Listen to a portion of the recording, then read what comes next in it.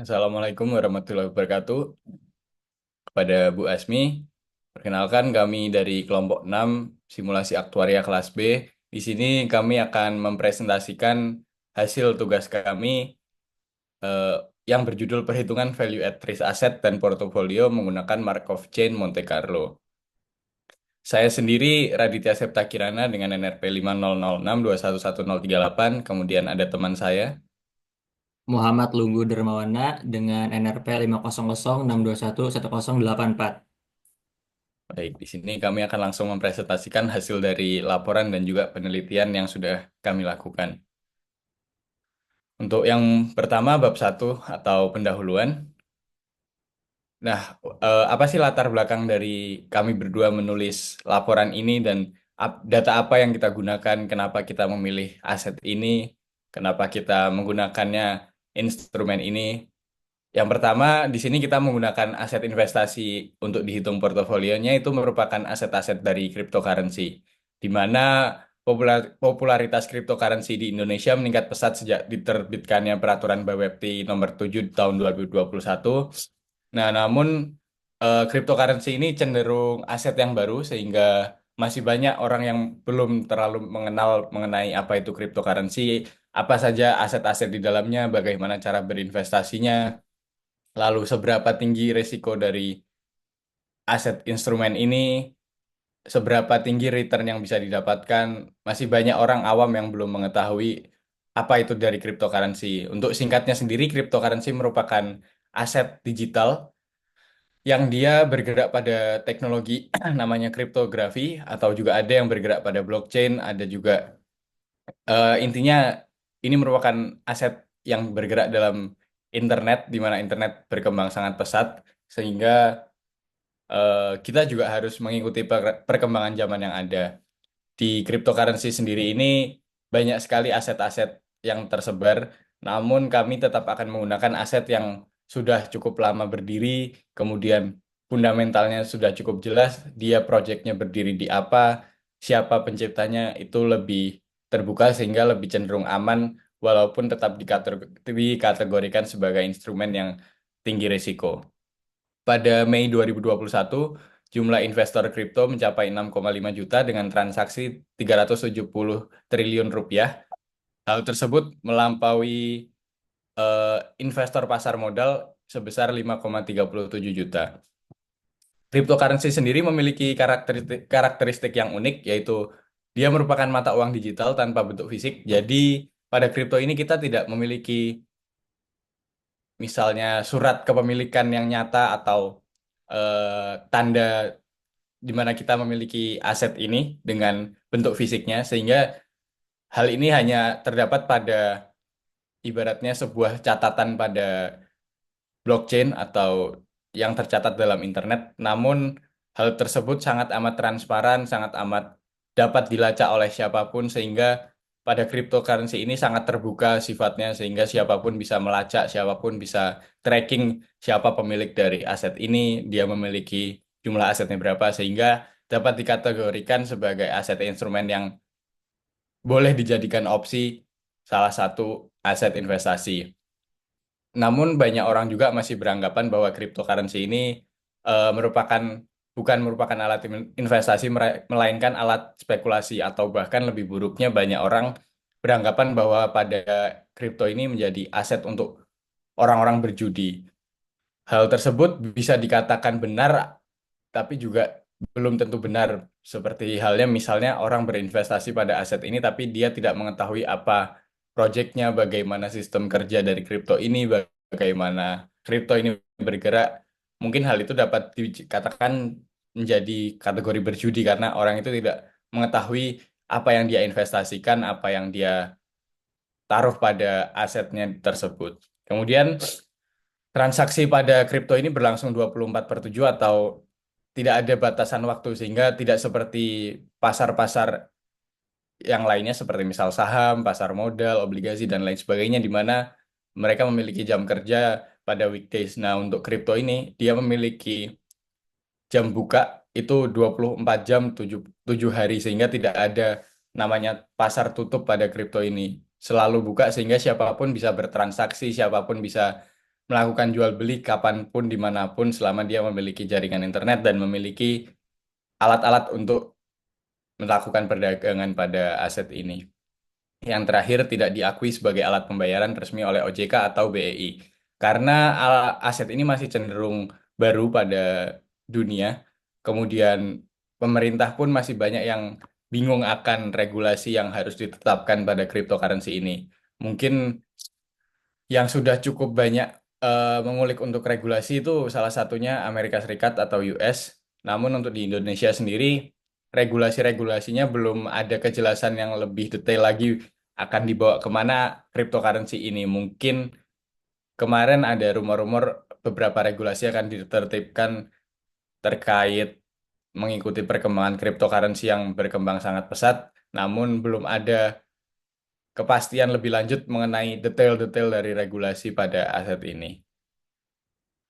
Kemudian masalah utamanya pada cryptocurrency ini memiliki volatilitas yang sangat tinggi sehingga menciptakan risiko investasi yang besar meskipun potensialnya sangat tinggi sehingga sebagai salah satu contoh pada kripto ini aset bisa turun hingga puluhan persen namun bisa juga naik hingga ratusan bahkan ribuan persen atau ratusan kali lipat dari yang kita tanamkan. Hal tersebut menjadikan aset ini sebagai aset yang sangat-sangat volatile, sangat-sangat high risk, namun juga sangat-sangat high return, sehingga bisa dikatakan sebanding dengan apa yang kita resikokan, dengan apa potensi atau probability peluang yang bisa kita dapatkan itu sebanding.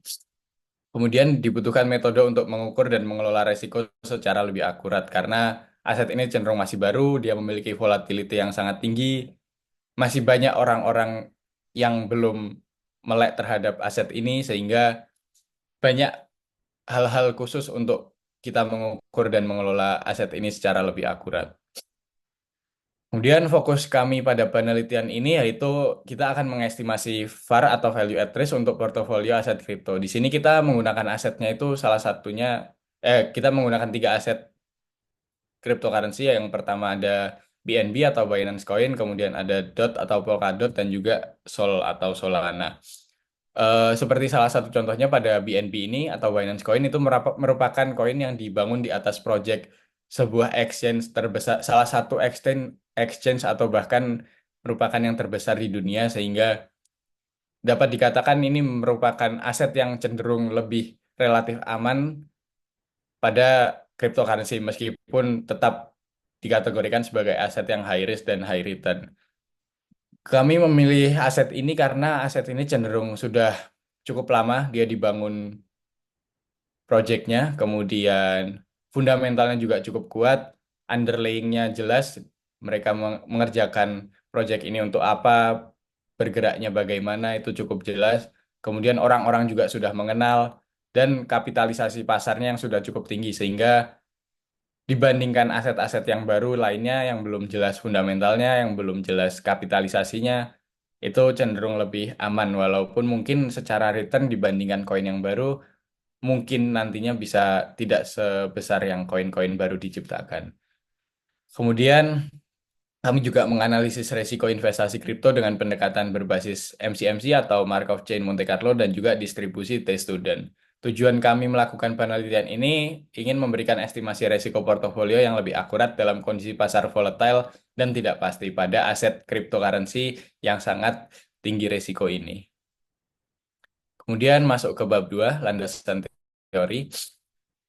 Yang pertama ada return. Kami menghitung return untuk yang kita tahu sendiri, return merupakan keuntungan atau kerugian dari investasi secara percentage atau persentase, sehingga sangat penting digunakan untuk menghitung seberapa besar return portofolio yang kami dapatkan. Berikut merupakan persamaan dari return portofolio.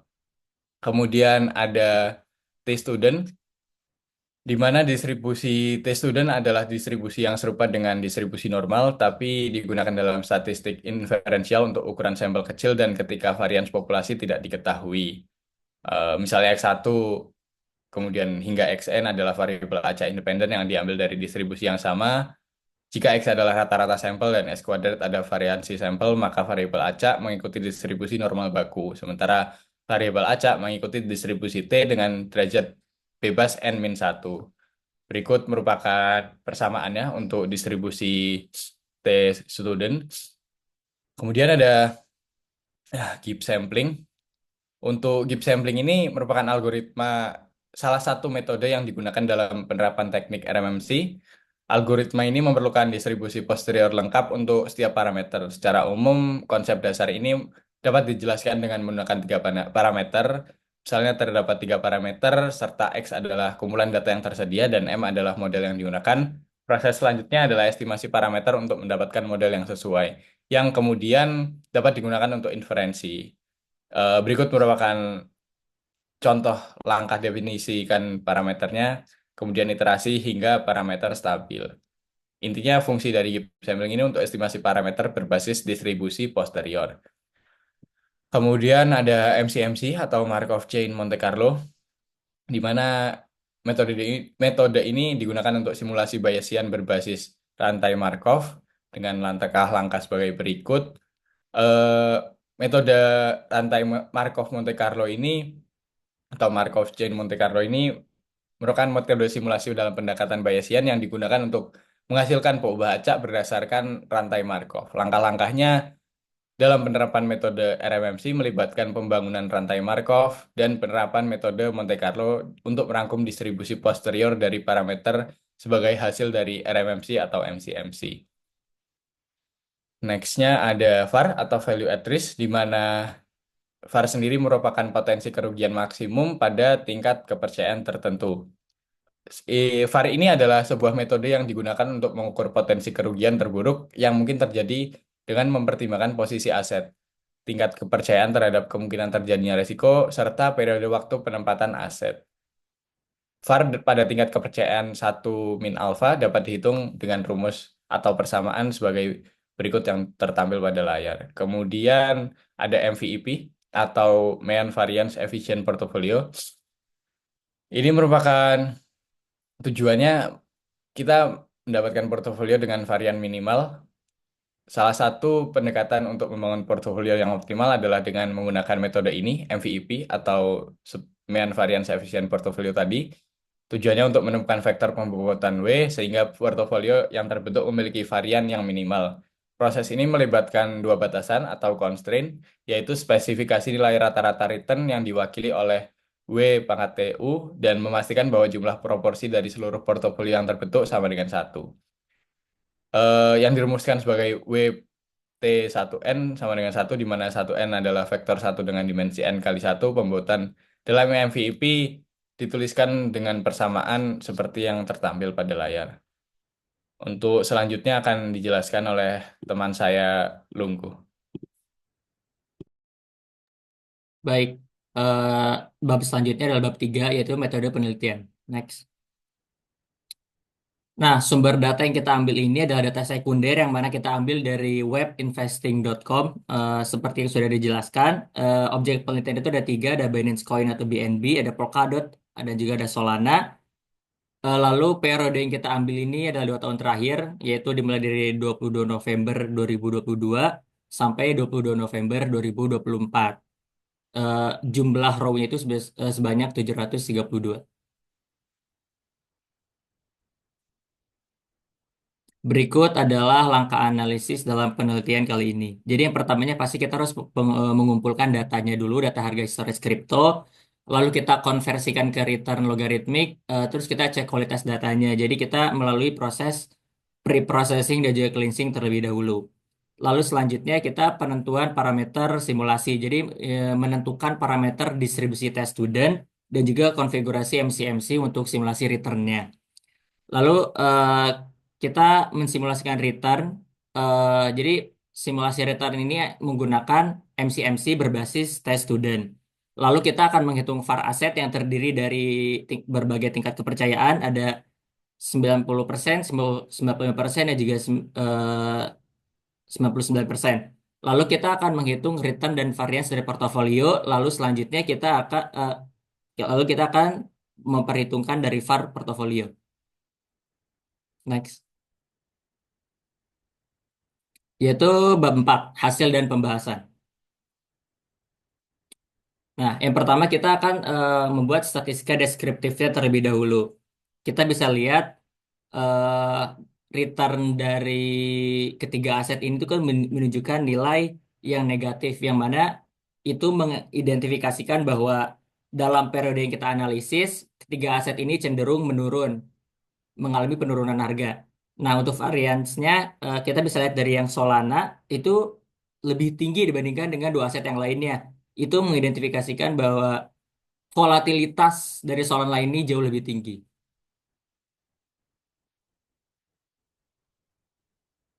Nah, kita masuk ke perhitungan di risiko aset tunggal. Pertama itu kita akan proses Gibbs sampling terlebih dahulu. Jadi simulasi ini dilakukan dengan metode Gibbs sampling untuk mengetahui nilai mean dan juga variance return aset menggunakan distribusi test student. Dengan derajat kebebasan kita asumsikan sebesar 5. Asumsi ini dipilih berdasarkan pertimbangan karakteristik data yang memiliki fat tail atau distribusi lebih ekstrim dibandingkan distribusi normal. Proses ini dilakukan sebanyak 1.000 iterasi, lalu VAR dihitung pada kepercayaan berbagai tingkat kepercayaan.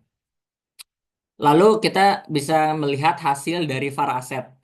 Nah, eh, aset BNB dot dan juga Sol ini dengan berbagai macam tingkat kepercayaan kita bisa lihat sebagai berikut.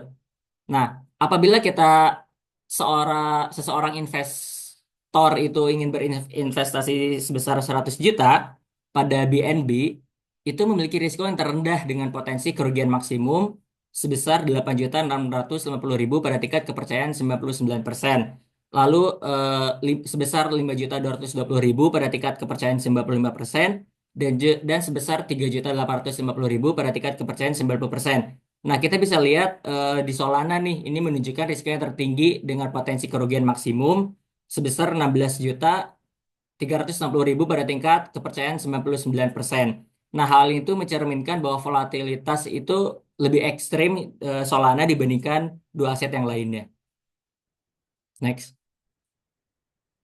Nah, sekarang kita akan eh, hitung risiko dari portofolio. Pertama, kita akan membangun matriks varian dan kovarian untuk eh, apa untuk mendapatkan nilai bobot return portofolio yang akan kita jadikan sebagai return portofolio. Nah, berikut adalah matrik varian dan kovariannya dan dihasilkan bobot sebesar BNB 78,07%, lalu DOT sebesar 17,45% dan Solana sebesar 4,48%. Nah, ini kita menginikan bahwa asumsikan atau membeli sebuah batasan bobot untuk Solana sebesar 5%. Hal ini untuk menghindari exposure berlebih pada aset dengan volatilitas yang tinggi. Solana juga memiliki volatilitas ekstrim yang dapat meningkatkan risiko portofolio jika bobotnya terlalu besar. Jadi pembatasan ini tuh untuk menciptakan portofolio yang lebih seimbang serta mengurangi potensi kerugian. Namun keputusan ini tuh bersifat subjektif dan didasarkan pada prinsip diversifikasi risiko, bukan dari regulasi tertentu. Next. Nah, kita bisa lihat analisis portofolionya berdasarkan statistik deskriptif bahwa eh, rata-rata return dari portofolio itu negatif, itu lebih kecil dibandingkan rata-rata return masing-masing aset. Terus kalau lihat dari variance return portofolionya juga itu lebih kecil dibandingkan variance return Solana, tapi sedikit lebih besar dibandingkan BNB. Nah, berikut adalah hasil VAR dari portofolio yang kita peroleh dengan tingkat kepercayaan 90%, 95% dan juga 99%. Nah, kita dapat lihat bahwa VAR portofolio ini berada di antara VAR BNB dan juga DOT. Namun sedikit lebih besar pada tingkat kepercayaan 99% dan 95%. Hal ini menunjukkan bahwa portofolio lebih beresiko dibandingkan dengan BNB namun lebih stabil jika dibandingkan dengan Solana.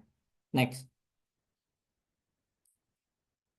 Kesimpulan dari penelitian ini adalah bobot portofolio dengan metode MVEP ini BNB sebesar 78,07%, lalu DOT sebesar 17,45% dan Solana sebesar 4,48%. Lalu pada perhitungan farase tunggal, nilai risiko yang ditanggung oleh Solana ini lebih besar dibandingkan Binance dan juga Polkadot. Eh, Seperti yang sudah dijelaskan, dengan investasi sebesar 100 juta, potensi kerugian maksimum untuk Solana ini mencapai 16.360.000 pada tingkat kepercayaan 99%, yang jauh lebih tinggi dibandingkan dengan BNB. Lalu selanjutnya berdasarkan perhitungan VAR menggunakan simulasi MCMC, baik pada aset tunggal maupun portofolio, semakin besar tingkat kepercayaan diambil, maka semakin besar pula risiko yang harus ditanggung oleh investor. Hal ini menunjukkan hubungan positif antara tingkat kepercayaan dan juga nilai risiko dalam perhitungan VAR. Lalu yang terakhir, nilai VAR portofolio ini lebih rendah dibandingkan nilai VAR masing-masing aset kecuali pada BNB. Hal ini disebabkan oleh efek diversifikasi memungkinkan pengurangan risiko secara keseluruhan pada portofolio. Baik, terima kasih. Sekian presentasi dari kami. Mohon maaf apabila banyak kesalahan. Wassalamualaikum warahmatullahi wabarakatuh.